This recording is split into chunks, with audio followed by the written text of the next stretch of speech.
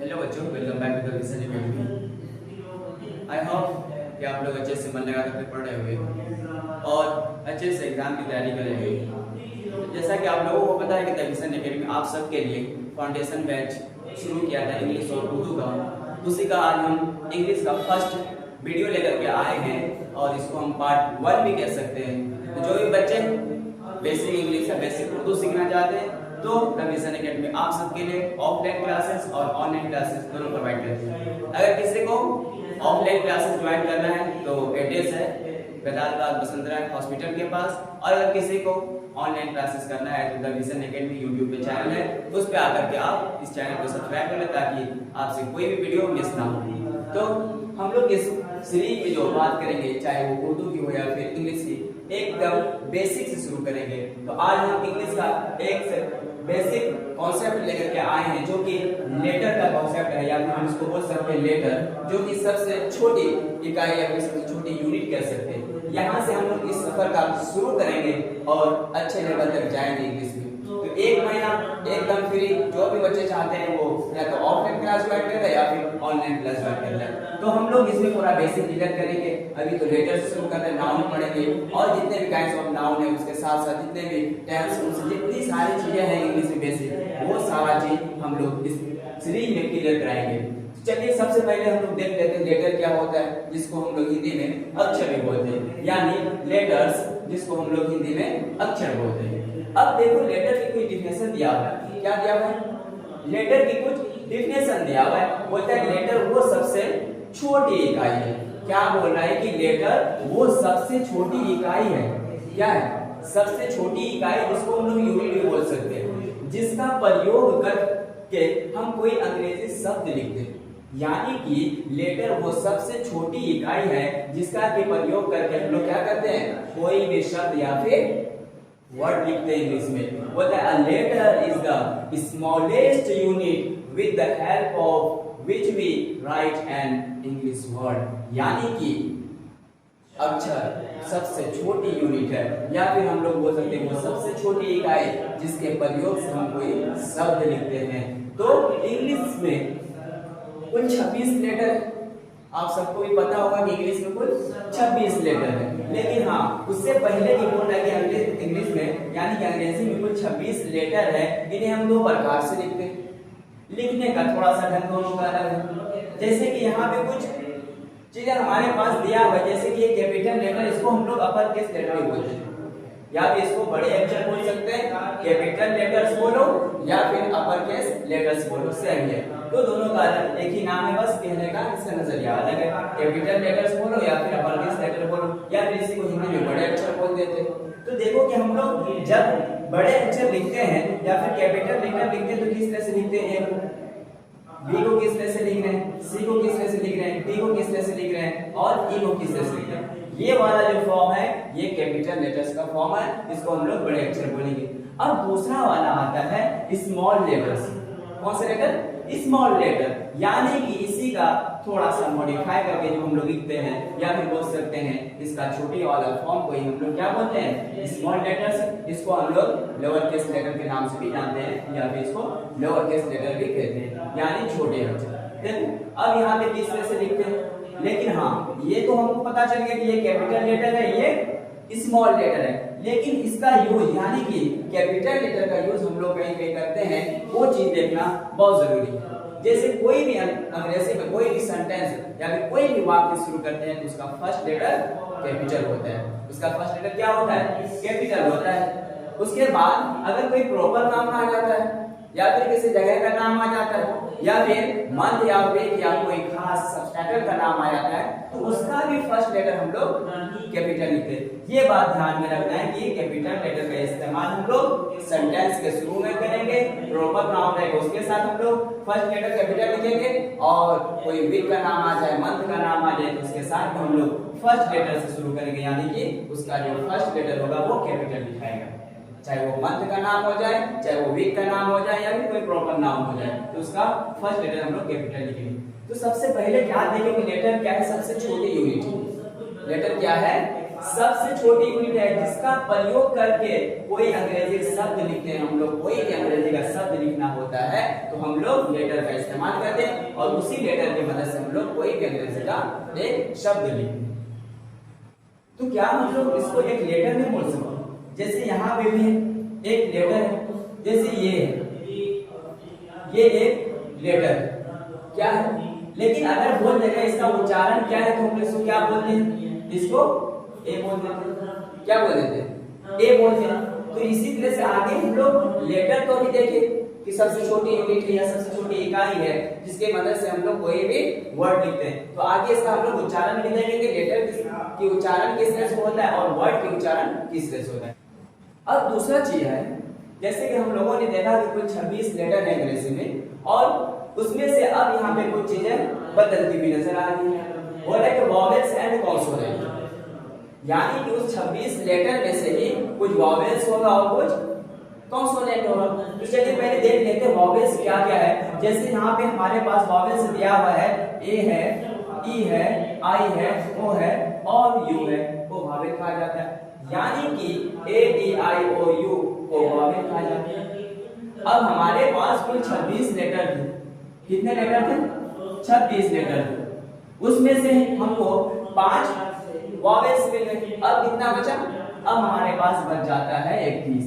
अब देखना हुई 21 कॉन्सोनेंट है नहीं, इसके साथ भी कुछ सेमी वॉवेल्स भी है, उसको भी देखना पड़ेगा। लेकिन अब यहाँ क्या बोल रहे हैं? सेमी वॉवेल को अपवाद में रखते हैं, लेकिन 26 में से 5 को छोड़ दो, बच गया 21। ये सारा क्या है? कॉन्सोनेंट है। मतलब बोल रहा है कि ए, ई, आई और ओ और यू के अलावा बाकी लेटर्स को कॉन्सोनेंट कहा जाता है। यानी कि वॉवेल्स का 5 ए, ई, आई, ओ, यू को छोड़ देते हैं, उसके बाद जितना भी लेटर बचता है उसको हम लोग क्या बोलेंगे? कॉन्सोनेंट बोलेंगे। एक चीज ये भी याद रखना है कि जब भी हम वॉवेल को उच्चारण करते हैं तो हमारे मुंह में कोई भी हवा यानी विदाउट ब्लॉकिंग एयर फ्लो हम लोग उसका उच्चारण कर सकते हैं। एकदम सिंपल में उसका उच्चारण करके देख लो, जैसे ए, ई, आई, ओ, यू। तो जब इसका हम लोग उच्चारण करते हैं तो ना जबान में टच होता है, ना ही कोई भी हवा मुंह में रुकता है। लेकिन हाँ, जैसे हम लोग कॉन्सोनेंट का उच्चारण करेंगे यानी इस पांचों को छोड़ करके बाकी के जितने भी अंग्रेजी लेटर बचते हैं, अगर उसका उच्चारण करते हैं तो कहीं ना कहीं हमारा जुबान या फिर लिप्स या फिर कहीं ना कहीं टच होता है और कुछ ना कुछ हवा हमारे मुंह में रुकता है। अब आगे देख लेते हैं तीसरा चीज, बोले सेमी वॉवेल्स। अब हम लोगों ने देखा कि कुछ 26 लेटर्स होते हैं, उसमें कुछ 5 वॉवेल्स थे, बाकी बचे थे 21। उसमें से 2 यानी कि डब्ल्यू और वाई सेमी वॉवेल। अब सेमी वॉवेल का थोड़ा सा इस्तेमाल देख लेते हैं कि सेमी वॉवेल इसमें असल में होता क्या है कि सेमी वॉवेल जब कोई भी वर्ड के शुरू में आता है तो कॉन्सोनेंट का साउंड देता है, और जब वही वर्ड वही लेटर जब किसी वर्ड के लास्ट में आता है तो वो फिर वॉवेल के साउंड देता है। तो बोले सेमी वॉवेल्स डब्ल्यू और वाई को सेमी वॉवेल्स कहा है। ये बात भी याद रखना है कि अंग्रेजी में कुल 26 लेटर है जिसमें कि 5 वॉवेल्स है, ए, ई, आई, ओ, यू, और उसके बाद जितना भी बचा वो कॉन्सोनेंट है। लेकिन उसमें से ही 21 में से ही डब्ल्यू और वाई को सेमी वॉवेल भी कहा जाता है। ये बात याद रखना है। बोला ये जब शब्द के शुरू में रहते हो, क्या बात बोले? जैसे कि हमने पहले ही बोला कि जब ये डब्ल्यू और वाई किसी शब्द यानी वर्ड के शुरू में रहता है तब कॉन्सोनेंट कहलाता है। जैसे हम लोग एग्जांपल ले सकते हैं, क्या बोला कि डब्ल्यू और वाई को सेमी वॉवेल कहा जाता है जब शब्द के शुरू में रहता है। जैसे देख लो, अगर हम यंग लिखते हैं, क्या लिखते हैं? यंग लिखते हैं तो ये वाई मेरा शुरू में आ रहा है, कहाँ आ रहा है? ये वर्ड के शुरू में आ रहा है, तो ये भी कॉन्सोनेंट का साउंड देगा। किसका साउंड देगा? कॉन्सोनेंट का साउंड देगा। तो वही चीज बोल रहा है जब शब्द के शुरू में रहते हैं तब कॉन्सोनेंट कहलाते हैं। तो ये वाला वाई अभी कॉन्सोनेंट कहलाएगा। क्या कहलाएगा?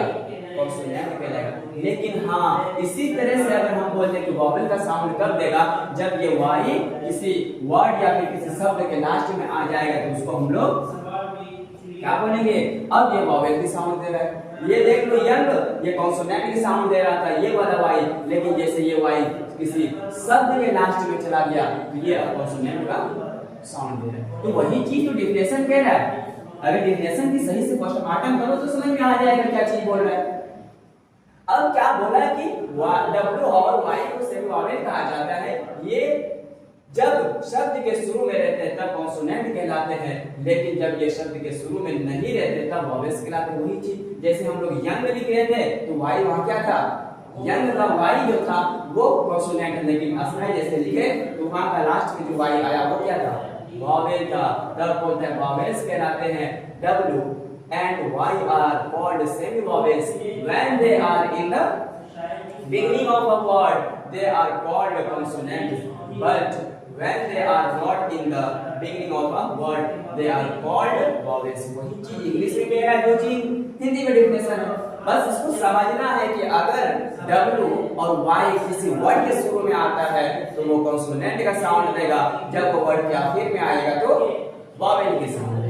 अब देखते हैं यहाँ पे कुछ एग्जांपल भी शायद दिया हुआ है, इसको देख लेते हैं, अच्छे से देखते हैं इसको। यहाँ पे कुछ एग्जांपल दिया हुआ है हमारे पास, जैसे देखो जो बात हमने पहले कही थी वही सारा चीज यहाँ पे एग्जांपल दिया हुआ है। बोलते हैं वुमेन, जैसे ये वुमेन का W क्या है, कॉन्सोनेंट का साउंड दे रहा है। ये वाला W क्या कर रहा है, हमको कॉन्सोनेंट के साउंड दे रहा है।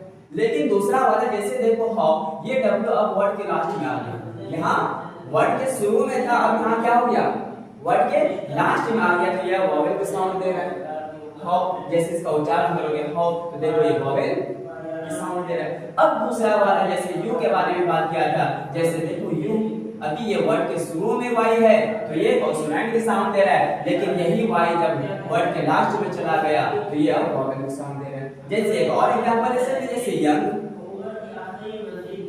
यंग, अब देखो ये वर्ड के शुरू में वाई है तो ये क्या करेगा, कॉन्सोनेंट का साउंड देगा, लेकिन यही जैसे स्काई लिख देंगे, ये वाई अब वर्ड के लास्ट में चला गया, ये किसका साउंड देगा, वॉवेल का साउंड देगा। तो आई होप कि ये सारा चीज क्लियर हो गया कि अंग्रेजी में कुछ 26 लेटर है, उसमें कुछ वॉवेल्स है, कुछ सेमी वॉवेल्स है, लेकिन 26 लेटर में 5 वॉवेल्स है, ए ई आई ओ यू, और उससे 5 को छोड़ करके आप जितना भी लेटर बचता है उसको हम लोग कॉन्सोनेंट कहते हैं। लेकिन उसमें से कुछ सेमी वॉवेल्स और वॉवेल्स की था, सेमी वॉवेल्स और वॉवेल की उच्चारण या फिर उसका हम लोग ये भी देखेंगे कि सेमी वॉवेल कब कॉन्सोनेंट का साउंड देता है और कब वॉवेल के साउंड देता है। जब भी सेमी वॉवेल वर्ड के शुरू में आएगा तो कॉन्सोनेंट के साउंड देगा, जब वो वर्ड के आखिर में आएगा तो वो फिर वॉवेल के साउंड देगा। अब आते हैं हम लोग वर्ड।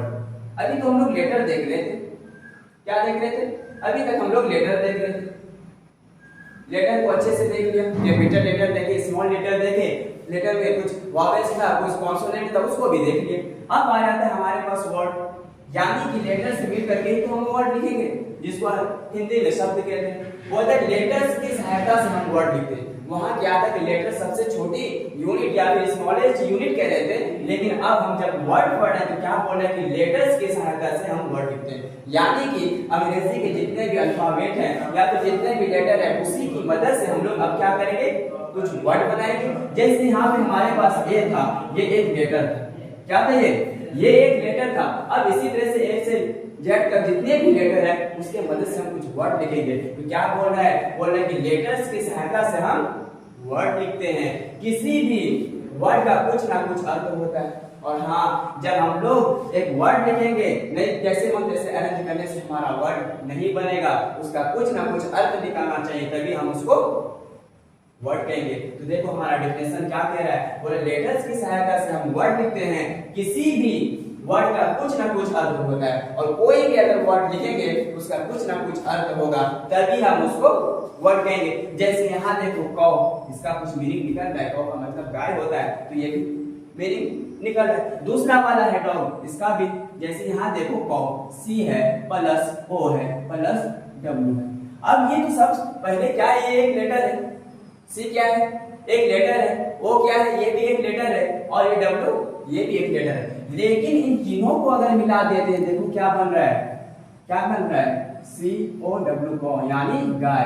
अब इसको हम जैसे लेटर को अरेंज किए तो एक वर्ड बना, और इस वर्ड का देखेंगे कुछ मीनिंग निकला, तो अब हम इसको वर्ड बोल सकते हैं। क्या बोल सकते हैं, अब इसको हम लोग एक वर्ड बोल सकते हैं। जैसे कैट है, बॉय है, गर्ल है, बुक है, स्कूल है, रीड है, लाफ है, ईट है, गुड है, बेटर है, इत्यादि वर्ड है। क्योंकि इसका जैसे कुछ ना कुछ मीनिंग निकल रहा है, जैसे कैट बिल्ली होता है, बॉय लड़का होता है, गर्ल लड़की होती है, वो किताबें होती है, इन सब का कुछ ना कुछ मीनिंग निकल रहा है। स्कूल, विद्यालय, रीड पढ़ना, नाव हंसना, ईट खाना, गुड अच्छा, बेटर और ज्यादा अच्छा इत्यादि वर्ड है, क्योंकि इसका कुछ ना कुछ मीनिंग निकल रहा है बोलते हैं। परंतु ये वाला देखो, इसको क्या हम वर्ड बोलेंगे? देख लो लिखा हुआ है मेरे पास ये, हालांकि यहाँ भी हमारे पास W है, O है प्लस C, क्या ये सही से अरेंज है? या फिर ये जो लिखा हुआ है क्या इसका मीनिंग निकल रहा है, कुछ अर्थ निकल रहा है? हमको तो सीधा सा बात बोला कि किसी भी वर्ड का कुछ ना कुछ अर्थ होता है, जब तक उसका अर्थ नहीं निकलेगा तो हम उसको वर्ड नहीं बोलेंगे। तो इसका हमको अर्थ निकलना चाहिए। यहाँ पे तो हम अरेंज करके अगर इसको बनाए तो इसको वर्ड बना सकते हैं, लेकिन अभी ये अच्छे से अरेंज नहीं है, इसलिए इसको हम वर्ड नहीं बोलेंगे। अब इसको सही से अरेंज करके एक बार देख लेते हैं, क्या हम लोग इसको ऐसे लिख सकते हैं? क्या कुछ नहीं किए, बस इसी को अरेंज किए तो ये वर्ड बन गया, लेकिन पहले से अरेंज नहीं था, इसका कुछ अर्थ नहीं निकल रहा था, इसलिए ये वाले को हम वर्ड नहीं कहेंगे। लेकिन जैसे इसको अच्छे से अरेंज किए, अब ये कुछ मीनिंग दे रहा है, तो अब हम इसको एक वर्ड कहेंगे।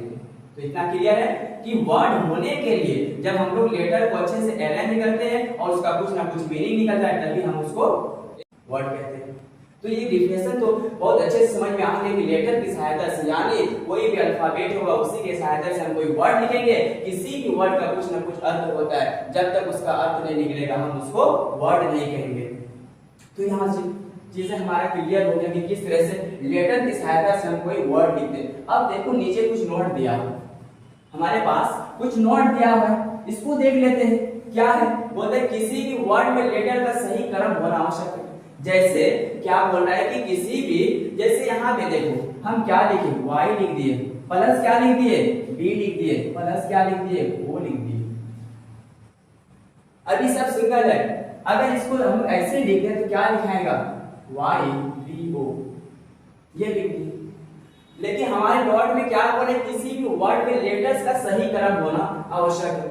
क्या हमारे पास वो लेटर जो लिखे, ये Y था, B था और O था, इन तीनों को मिला करके लिखे तो हमारे पास ये वाला वर्ड बना। लेकिन उस वर्ड का क्या कुछ मीनिंग निकल रहा है?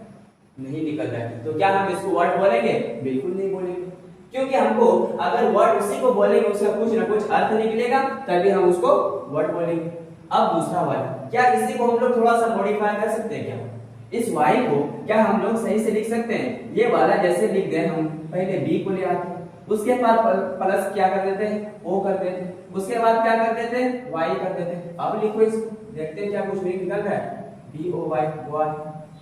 अब ये जैसे इसको थोड़ा सा अरेंज किए, सही क्रम में अरेंज किए, तो हमको एक वर्ड मिला और इस वर्ड का कुछ ना कुछ अर्थ निकला। अब हम इसको वर्ड कहेंगे। लेकिन पहले वाला वहां भी वही सेम लेटर था, लेकिन सही से वो अरेंज नहीं था और उसका सही मीनिंग नहीं निकल रहा था, उसका अर्थ नहीं निकल रहा था, इसलिए हम इसको वर्ड नहीं बोलेंगे। लेकिन दूसरा वाला जैसे इसको सही से अरेंज किए और इसका कुछ मीनिंग निकला, तो अब हम इसको वर्ड कह सकते हैं। तो इतना क्लियर है। तो यही चीज बोल रहे हैं कि किसी भी वर्ड में लेटर का सही क्रम होना आवश्यक है। मतलब कोई भी वर्ड है तो उसमें लेटर का सही क्रम होना आवश्यक है। मतलब हम पेन के बदले EPN नहीं लिख सकते। जैसे पेन, ये सही इसका उच्चारण, इसका कुछ ना कुछ मीनिंग निकल रहा है, लेकिन इसी पेन को बोल देगा ऐसे लिखो, इसका कुछ नहीं मीनिंग निकल रहा है, तो अब इसको हम वर्ड नहीं बोलेंगे। जैसे बोले डॉग के बदले, इस तरह से हम लोग डॉग को नहीं लिख सकते क्योंकि इसका कुछ मीनिंग नहीं निकल रहा है, लेकिन इस वाले का कुछ मीनिंग निकल रहा है। जैसे इसका मीनिंग होता है कुत्ता, इसका मीनिंग निकल रहा है। आदि नहीं लिखते, तो हमको जब वर्ड लिखना होगा तो उसके लिए क्या करना पड़ेगा, वर्ड का सही मतलब लेटर का सही से क्रम में सजाना होगा और उसका कुछ ना कुछ मीनिंग निकलना चाहिए, तभी तो हम उसको वर्ड बोलेंगे। तो इतना सा क्लियर। अभी तक हम लोग लेटर देखे, उसके बाद वर्ड देखे, लेटर के बाद वर्ड देखें किस तरह से हम लोग लेटर की सहायता से हम लोग एक वर्ड बनाते हैं। यहाँ तक क्लियर। अब इसमें देखो कुछ होमवर्क दिया हुआ है, बोलता है इनके क्रम ठीक करके शब्द बनाएं। अब हमारे पास कुछ ऐसे उलझे हुए वर्ड दिया हुआ है जिसका कुछ ना कुछ मीनिंग तो नहीं निकल रहा है, लेकिन इसको बोल रहा है कि हमको अरेंज करना है। ये एक एक्सरसाइज के तौर पे क्या है, अगर हम इसको बनाएं, इसको क्या लिख सकते हैं, यहाँ पे ODG है, अगर इसको कुछ बनाएं और उसका कुछ मीनिंग निकालें तो क्या लिखें, DOG डॉग कुत्ता। जैसे यहाँ पे OCW है, इसको अगर सही से अरेंज करें क्या लिख सकते हैं, COW कौ। अब इसका मीनिंग निकल रहा है, ये वाला M सही है। अब इसको हम वर्ड बोल सकते हैं। जैसे यहाँ पे भी दिया हुआ है क्या दिया हुआ है CAT है, मतलब TCA है। अब इसी को अगर हम अरेंज करके लिख सकते हैं CAT कैट लिख सकते हैं। जैसे यहाँ पे दिया हुआ है रैट लिख सकते हैं। तो ये सारा होमवर्क के लिए, अगर आप लोग इस होमवर्क को करके हमको दिखाना चाहते हैं तो नीचे दिए गए नंबर से आप होमवर्क बना करके भेज सकते हैं और उसको चेक करा सकते हैं। तो ये होमवर्क करके रखना है और इसको दिखाना है। अब आता है चौथा नंबर सेंटेंस। अभी तक लेटर देखें, उसके बाद लेटर की सहायता से हम लोग वर्ड बनाएं और वर्ड उसी को बोलेंगे जब लेटर का सही क्रम में व्यवस्थित होगा और उसका कुछ ना कुछ अर्थ निकलेगा तब हम उसको वर्ड बोलेंगे। अब आया था सेंटेंस, जिसको वाक्य बोलते हैं। क्या बोलते हैं? वाक्य बोलते हैं। बोलते हैं सेंटेंस शब्द या शब्दों का ऐसा समूह जिससे पूरा अर्थ निकले। अब क्या बोल रहे हैं कि शब्द कोई एक वर्ड भी एक सेंटेंस हो सकता है, या फिर शब्दों का समूह या कई सारे वर्ड मिलकर के एक ऐसा समूह बनाए जिससे क्या हो पूरा अर्थ निकले, क्या हो उसका पूरा मीनिंग निकले, सेंटेंस कहलाता है। अब देखो इंग्लिश में वही डेफिनेशन है, बोलता है अ वर्ड और a group of words which makes complete sense is called a sentence. क्या बोल रहा है कि शब्द या फिर शब्दों का ऐसा समूह जिससे पूरा अर्थ निकले उसको हम लोग एक सेंटेंस बोलेंगे, एक वाक्य बोलेंगे। अब देखो जिस तरह से वर्ड होने के लिए उसको सही क्रम में अरेंज करना पड़ रहा था, उसका कुछ अर्थ निकल रहा था तब हम उसको वर्ड बोल रहे थे। इसी तरह से सेंटेंस में भी क्या बोल रहा है, कोई एक शब्द होगा या फिर शब्दों का ऐसा समूह होगा जो सही से अरेंज किया पड़ेगा, उससे कुछ ना कुछ सेंस निकलेगा, मीनिंग निकलेगा, तब हम उसको सेंटेंस बोल सकते हैं और उसको वाक्य बोलेंगे। अब जैसे देखो यहाँ तो सिर्फ एक वर्ड है, क्या है, तो ऐसे डिक्टेशन में हम लोग देखें शब्द या फिर शब्दों का समूह, कोई एक शब्द यानी कोई एक वर्ड भी हो सकता है जो कि सेंटेंस के काम में। जैसे यहाँ पे गो दिया हुआ है, इसका क्या मीनिंग निकल रहा है, बोलता है जाओ, तो ये एक सेंटेंस हो जा रहा है, इसका मीनिंग भी निकल रहा है, तो हम इसको एक सेंटेंस बोल सकते हैं। जैसे कम आओ, इसका भी एक सेंटेंस के तौर पे बोल सकते हैं कि इसका मीनिंग निकल रहा है, अब हम इसको भी एक सेंटेंस बोल सकते हैं। कम हेयर, यहाँ आओ, आई ईट अ मैंगो, मैं एक आम खाता हूँ या फिर मैं आम खाता हूँ। व्हाट इज योर नेम, तुम्हारा नाम क्या है। अब जितने भी यहाँ पे दिया हुआ है इसका कुछ ना कुछ मीनिंग निकल रहा है, इसका कुछ ना कुछ सेंस निकल रहा है, अब इसको हम लोग सेंटेंस बोल देंगे। मतलब व्हाट आर यू डूइंग, तुम क्या कर रहे हो, ये सारा जितना भी लिखा हुआ है इसको हम लोग सेंटेंस बोलेंगे, वाक्य बोलेंगे। अब देखो सेंटेंस के लिए कुछ नोट दिया हुआ है, इसको ध्यान में रखना, ये नोट सबसे जरूरी चीज। नोट में जितनी भी चीजें हैं ये सबसे इंपॉर्टेंट हो जाता है।